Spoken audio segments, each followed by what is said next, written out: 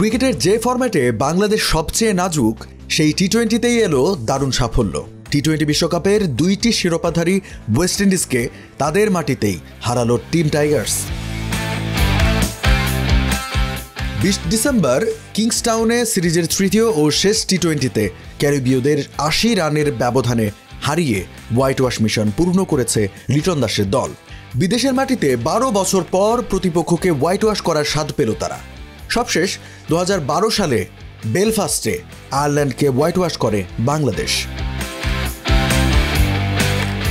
টি-20তে এর আগে ইংল্যান্ড আফগানিস্তানকে ধবল ধোলাই করেছে বাংলাদেশ, তবে তা ছিল ঘরের মাঠে।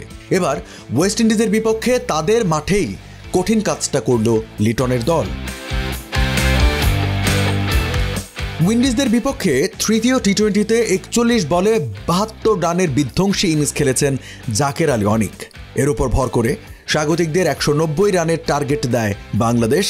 এই রান তাড়া করতে নেমে সফরকারী বোলারদের কাছে নাস্তানাবুদ হয় উইন্ডিজ ব্যাটাররা। হারাতে থাকে একের পর এক উইকেট। 10 ওভার শেষে 6 উইকেট হারিয়ে সংগ্রহ করে 60 রান। পরবর্তী 6 ওভার 4 বলে বাকি 4 উইকেট হারিয়ে সংগ্রহ করে 59 রান। এর মধ্যে 26 বলে সর্বোচ্চ 35 রানের জুটি গড়ে সপ্তম উইকেটে।